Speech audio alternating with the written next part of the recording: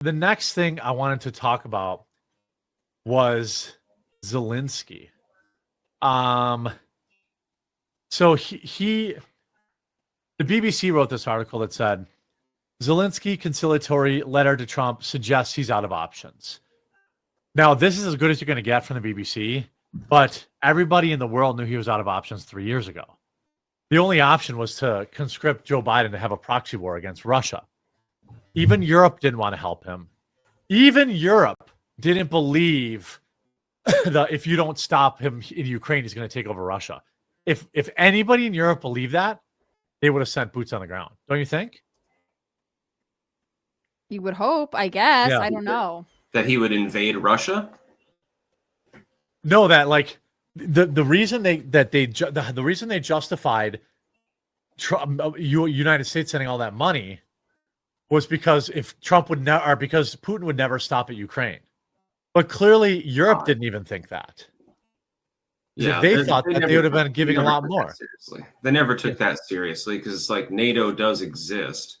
Mm-hmm. The European Union does have a considerable amount of manpower and nukes, so they were never worried weird for a because minute. they just sort of were like, no, Russian aggression, these things are happening, but we've kind of decided this is America's financial responsibility. I mean, we're contributing too. Like it was as if they thought. I mean, I always think that there's something else maleficent at foot here, but it's as if they thought they could use the war to do some kind of other dealings, like obviously disrupting oil production or doing other things. Like, as long as we keep the people thinking this is a humanitarian thing, that they have a moral obligation to support Ukraine, then we can just pull this off for however long. Yeah. So he says this. Then Wall Street Map, I like you, buddy. But again, he wrote, Zelensky has changed his mind again and announced he would not negotiate with Russians. This, of course, is going viral, but that is not what he said. This is what he said. I'm going to DM him. Like, I'm not going to put him on blast, like, publicly. But, like, that's not what Zelensky is saying here. Here's what this is a recent video he just put out. We know that Russians have not changed their position or demands regarding Ukraine. They will insist on reducing our army, and they will seek a legal renunciation of our territories, as well as a significant political deformation of Ukraine with the weakening of the Ukrainian constitution. But I will say that, in fact, as long as we're all in Ukraine, stand together, stand strong. As long as we're here, no one will succeed in this. Peace will be dignified. Glory to Ukraine. So, again, I hate this when people... He's invoking the Ukrainian constitution that he's effectively nullified. Yeah. Yes, right. Yeah. He has so much respect for the Constitution. Talk about irony. Yeah. I mean, this is not him saying he's not going to negotiate. This is why, this is why Twitter monetization has ruined Twitter. 7,000 likes. Nobody's pointing out, nobody even clicked to watch the video. All this flip-flopping, blah, blah, blah, blah, blah. He didn't flip-flop in that video. He just said, look, here's the reality. Ukraine, or this is what Russia wants. They're going to seek legal remedies. I don't necessarily want that, but he's definitely not saying that he's not going to negotiate. I don't think so. When do you think? Now, there were many people, including myself, that thought Trump was going to announce the minerals deal last night, but he never did. Mm-hmm. What do you think about? I'll go to Styx. What do you think is going on with that? Because basically, JD Vance said that the deal was done, and the day the White House blow-up happened, but I don't know, it fell apart. Then they said yesterday he's ready to sign. Then today Trump took away their intelligence. They cut their intelligence stuff. So, what do you make of this? It's really hard to tell. You've got a lot of confusion with everything going on in Ukraine at this point, because you've got Zelensky bad-mouthing the president and vice president. Then the next day he's writing conciliatory messages.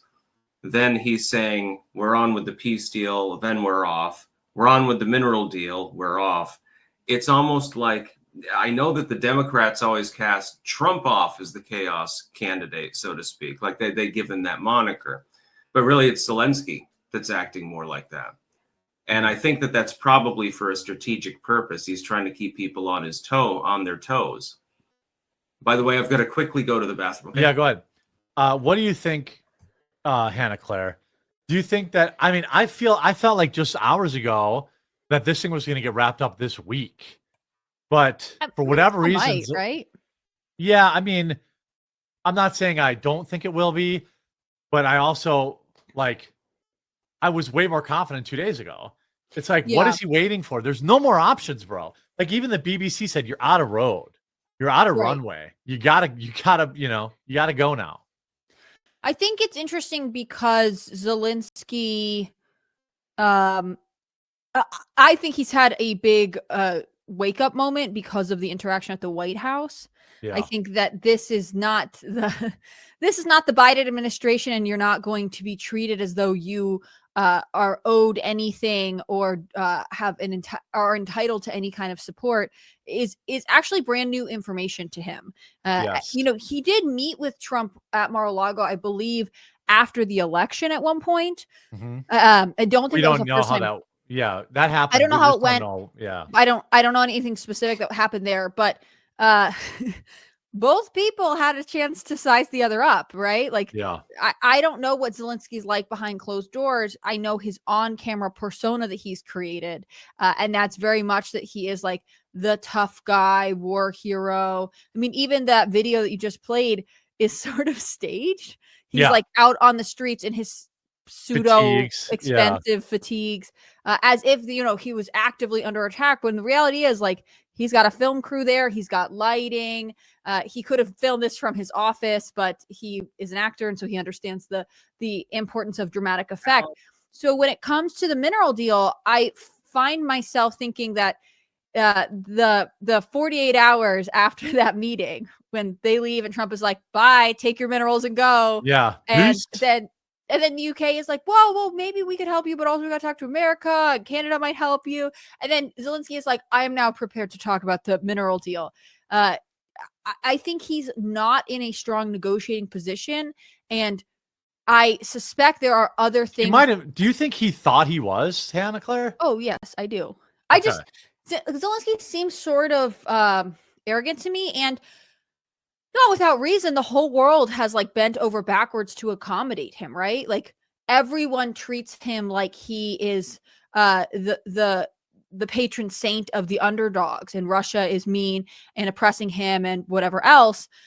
Trump and JD were finally the first two people to be like, no, dude, you got to move on. Like, we either need peace or we're not going to keep paying for this. They didn't have the same kind of like, I don't know, kowtowing that a lot of other military or other world leaders did. And so I wonder now, like, yes, this used to be about minerals, but I suspect there's probably another negotiation going on behind the scenes, because Trump can see when people are not in a strong position. And, they had an agreement worked out, or he was willing to accept something. Zelensky insulted him and JD Vance. He got to see the fallout, and then like the terms for Trump have probably changed. Yeah, I mean, I do think that the Biden administration gassed him up because they wanted a proxy war with Russia. They'll never like admit that. So it's possible that Zelensky really was snowed. Like he really thought, dang, like, I can win this war. America is going to keep giving me all the weapons I need. And like, he really was too stupid to see that he was being used as a pawn. That's entirely possible. And now that winning the war, he just thought he could stay influential. Yeah, that could. Yeah, right. Zelensky is just clinging to power at this point. That's all he wants. He wants to become like Putin. It's like he became an authoritarian to supposedly fight authoritarians. Right. That's the weirdest part. When Viktor Orban was defending JD Vance and Trump, being like, yeah, they handled that situation correctly, the Western media was like, the authoritarian president of Hungary. Meanwhile, Zelensky literally should not even be in office, but he put his country under martial law so that he can be in power, kind of like a dictator, from what I know about history. Aren't some of the people that they're conscripting like 50, 60 years old in some cases? And against their will. They're Yeah. like kidnapping them. And it's very weird. They're kidnapping them, conscripting them, just like Russia is, by the way. Yeah, I remember there was that one bit of footage there where a bunch of Russians were in like a train station or something. Yep. And they announced, basically, hey, you're all soldiers now. And the Western media flipped shit, and Western politicians condemned it. But when Zelensky does it, perfectly okay. He has people, he's like recruiters driving around and pushing men in cars. Yeah. Like, it's wild. We'll have to see. I guess to wrap this topic up, I'll go to Styx and then Hannah Claire. Do you think a deal gets done this week to make significant progress towards peace? No. Hannah Claire? I don't think so. I think if we were hearing more from Russia, maybe, but no. Yeah, I mean, next week is possible.